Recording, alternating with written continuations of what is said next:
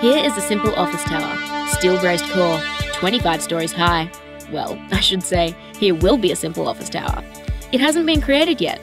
A company has contracted our services as a structural engineering firm to design this building. To do so will require us to apply a variety of mathematical concepts. So let's get started. Trigonometry, vectors, algebra, differentiation, integration. These are the 5 mathematical concepts we will use to help us get this project started. The project is, of course, simplified, and we're just going to provide an outline today. We're not going to throw you right into the deep end just yet. First things first, we need to survey the site. We need to ensure that the building fits within the proposed site. However, there's a tree getting in the way of measuring the position of the south wall. The blue line represents the south wall. Let's call it AB. Utilizing Pythagoras' theorem, we can measure AX, BX, and the offset XY to find the distance of AB.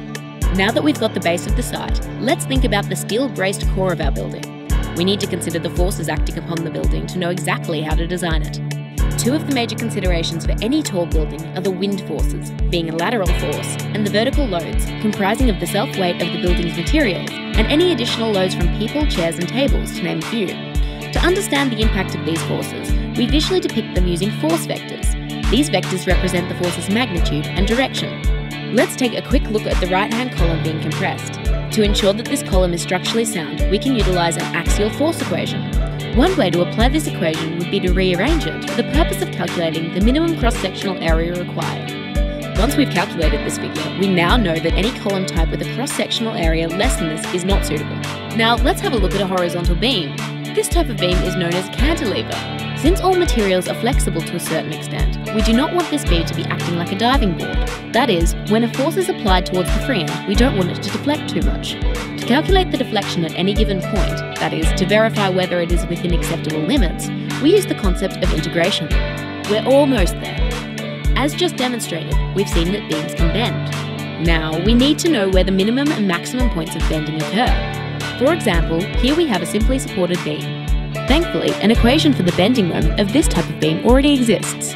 Applying algebraic concepts will give us the location of the minimum bending moment, and differentiating the equation will yield the location of the maximum bending moment. By knowing these figures, we can optimize the design of the structure. Now that a simple, brief approach has been outlined, it's time for the design to begin, but that's a story for another day. We're all finished, and here is our completed building, all nice and structurally sound. Oh, hang on. There's just one more thing we should look at. We've got this building now, but the client wants to put a sculpture in the foyer. You know, something nice to look at. However, we need to consider the weight to ensure it won't, say, crack the floor.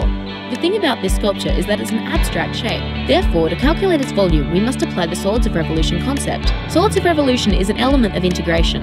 Basically, it takes a 2D curve and creates a 3-dimensional object, in this case by rotating it about the x-axis. Alright, we're all done here. And remember, mathematical concepts are important and powerful tools with which we can solve many engineering problems. The essence of mathematics is not to make simple things complicated, but to make complicated things simple.